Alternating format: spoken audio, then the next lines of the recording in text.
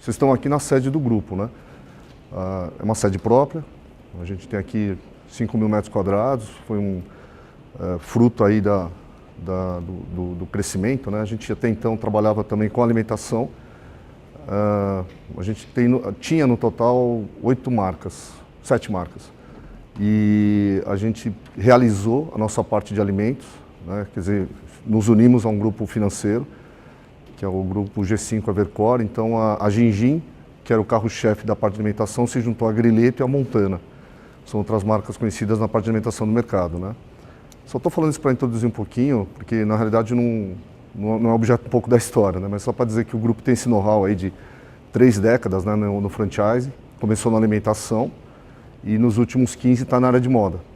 Daí até o know-how principal da gente é moda realmente. A gente começou a trabalhar com moda nos anos 70, ficou durante 2 décadas trabalhando com rede própria, né, e resolveu franquear o negócio no começo da década passada, em 2002. E a gente está agora na parte de moda com umas 380 lojas, né? Se a gente juntar todas as marcas, a gente tem esse know-how aí de umas 380 lojas, uns 250 franqueados mais ou menos na área de moda. E fruto desse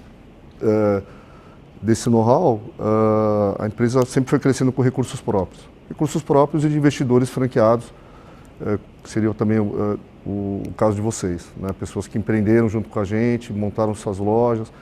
Hoje eu tenho franqueados que estão beirando 20 lojas até, né? Que tem o caso de Brasília, ele cresceu. Eu tenho um caso inclusive em Belém do Pará, até, que é um franqueado que tem umas 12 operações e mora inclusive em Boca Raton. E até assim, a gente falou com ele, é o tipo da situação que o governo americano não quer, né? A pessoa que tem negócios num país e eu explico um pouco depois ali. E que na realidade mora nos Estados Unidos devido à conveniência digamos, do dia a dia americano, né? E eles, de certa forma, eles querem que você produza, né? Quer dizer, existe uma relação direta de valores, diferentemente do Brasil lá nos Estados Unidos, que é justamente assim: você mora aqui, você tem que contribuir, né, de alguma forma. Você tem que gerar emprego, você tem que pagar imposto, né? E existe uma coerência, né? Porque você vê isso vindo, né? Você vê educação, você vê trânsito, você vê segurança, você vê uma série de coisas, né? Aquilo que o Brasil deveria ser também, que a gente vê que às vezes está um pouco deturpado aqui. Então, o que eu vou explicar mais ou menos aqui, essa jornada que eu tive de 1 ano na empresa. Eu estou há 20 anos no grupo, eu entrei em 96, 19 no Brasil, 1 ano nos Estados Unidos, né? Justamente com esse propósito que a gente está chegando agora nesse momento, porque a questão de algumas semanas foi me dado esse aval para desenvolver o negócio na Flórida, inicialmente na Flórida, em que pese a gente já ter montado alguns pontos na região de Nova York, mas muito mais apoiado em brasileiro, né? Porque a gente encontrou um parceiro local que já trabalhava com Boticário, Havaianas, Melisse e outras marcas brasileiras. Ele já tem uma atuação forte na comunidade e está focado mais em brasileiros. O nosso contexto é um pouco diferente, né? A gente quer, claro, eu acho que não há dúvida que a Flórida seria um lugar bom de brasileiros que estão lá, que ajudariam a dar esse reconhecimento, mas o foco é o americano, enfim, o hispânico, as pessoas que moram lá, né? Não se restringir só à comunidade. Falar um pouco já da história da Morana aqui, no Brasil, mas eu vou falar um pouco da nossa jornada no exterior, que também já vai 1 década mais ou menos. Começamos em 2004, né? A gente fala um pouco de migração, né? Porque a partir do momento que uma pessoa tem interesse em montar um negócio lá, precisa entender um pouco como é que funciona essas leis imigratórias americanas, né? Que eu entendo que o princípio aqui é todo mundo está interessado em montar um negócio, e claro, que está numa situação legal lá, né? Para vir para o Brasil, voltar, né? E é uma saga, tá? Posso dizer que é uma saga também, que para mim foi um tempo, inclusive peguei meu passaporte ontem até. Tá lá o L2 carimbado, porque na verdade o L1, que eu vou explicar o que é da minha esposa, eu sou um L2, né? Então tá lá legal para trabalhar agora. A gente fala também de adaptação pessoal, isso é importante.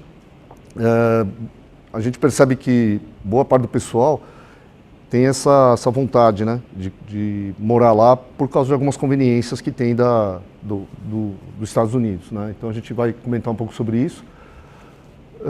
Depois a gente fala um pouco do mercado. Na realidade, os itens 3, 4, 5 são correlacionados, tá? Porque A partir do momento que a gente fala da pessoa querer estar num local morando nos Estados Unidos, faz parte de entender também mais ou menos em que região ele vai morar e a gente tentar compreender de que forma o negócio poderia ser viável nessa região, né? E definindo o mercado, a gente fala do local também, né? Quer dizer, se eu estou pensando em montar um negócio lá, numa determinada região, qual seria o local mais interessante para montar um negócio lá, tá? Aí a gente vai entrar no item 6, que também foram 5, 6 meses de trabalho aí, que é o bendito do projeto e os permits, tá? Existe um negócio nos Estados Unidos lá, assim, o certo é o certo. Não tem jeitinho, não tem pagar nada para agilizar, você tem que entregar o negócio certo. Entregou o negócio certo, o negócio vai.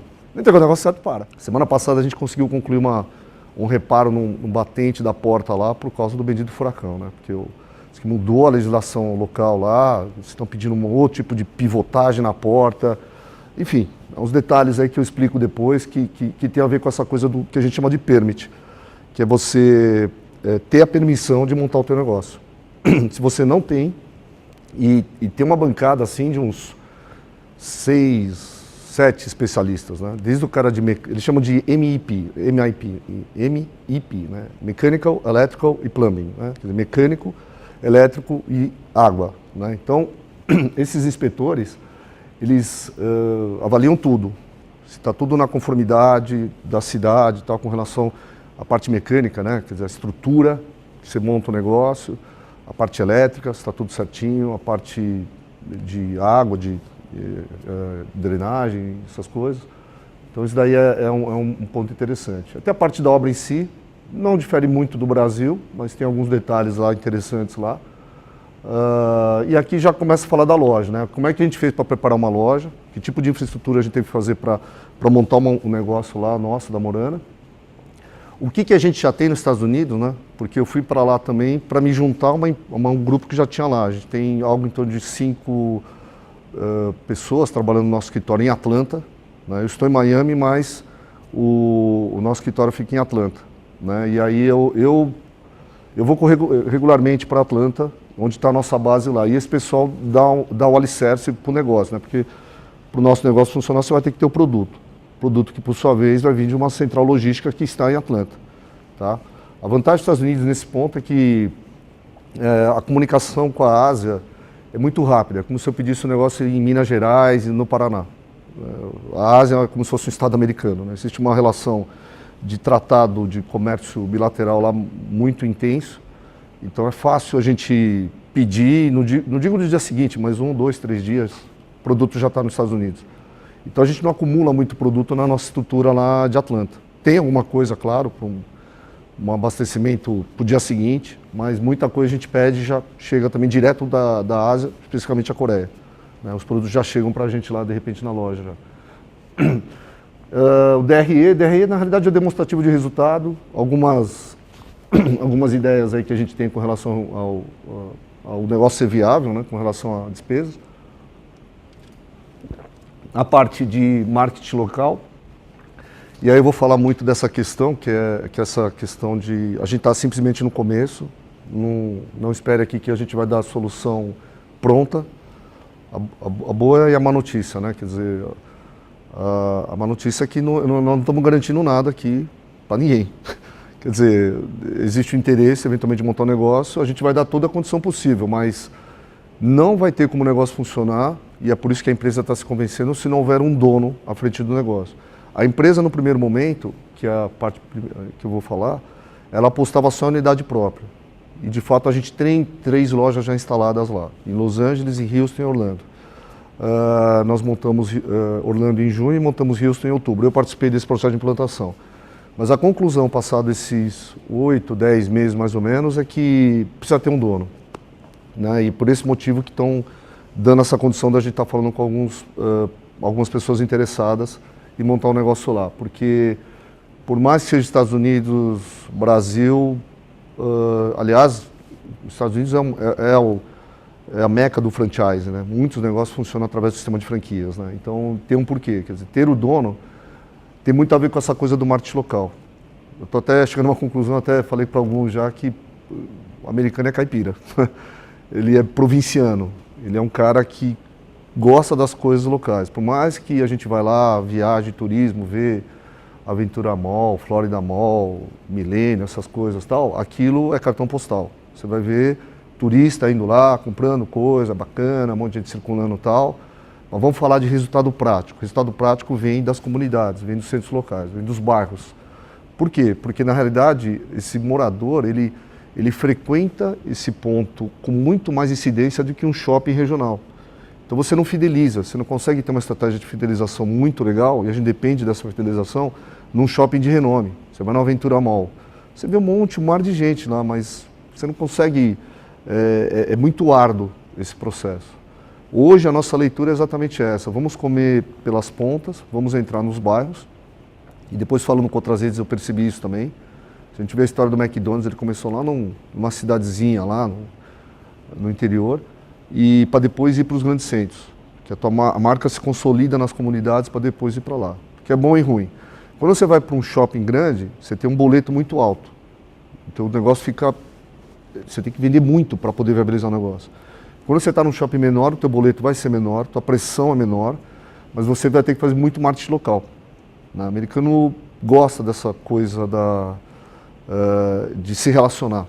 Acho que até e o brasileiro acho que é craque nisso, de criar relacionamento. O americano ele é mais fechado, na essência, e a partir do momento que você consegue perceber alguns atalhos de cativar essa comunidade, você é abraçado por ela, o que é bom.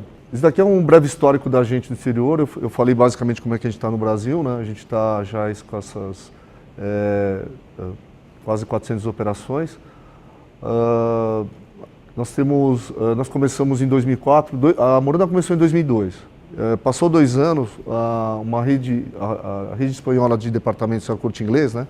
Como se fosse a Macy's, como se fosse a Bloomingdale's, né? Algumas redes de loja de departamento, essa é da Espanha, convidou, a gente mandou 10 mil peças, né?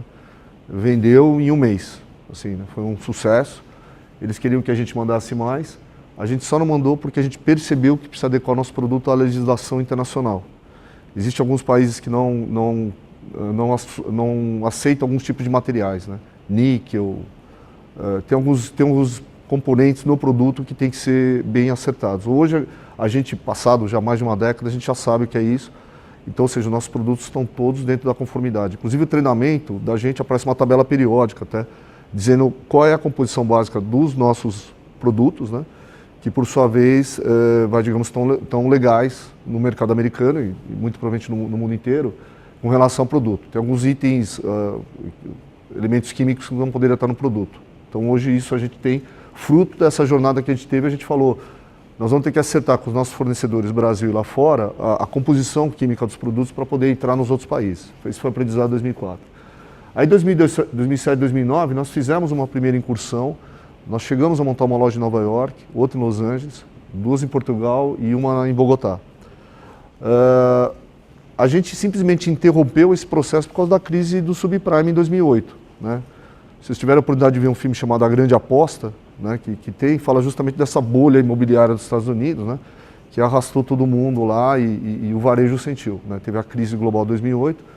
Então eu vi nitidamente a loja começando o faturamento bem e daqui a pouco caindo para menos da metade, Nova York principalmente. Então a gente teve que fechar o negócio lá.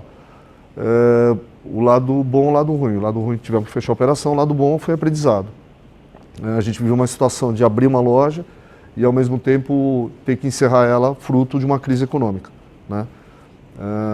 Então essa foi mais ou menos uma etapa. A empresa resolveu recuar, continuamos a posição em Los Angeles com relação a gente ter o negócio de atacado, né? A gente só continuou vendendo para alguns lojistas lá e participando de algumas feiras com relação à venda de produtos no varejo. Né? E aí foi que, mais recentemente, há uns 4 anos atrás, resolvemos retomar. Aí nós montamos uma loja em Los Angeles em 2013, final de 2013, e aí nos animou, em 2014, a montar mais operações. Aí nós montamos elas efetivamente em 2015, que justamente foi em Orlando, no Florida Mall, e foi em Houston, no Houston Galeria. Ambos shoppings da Simon, que é o principal grupo de shoppings nos Estados Unidos. Né? E a gente já tinha a posição em Portugal, continuamos com ela, estamos com 2 lojas em Lisboa.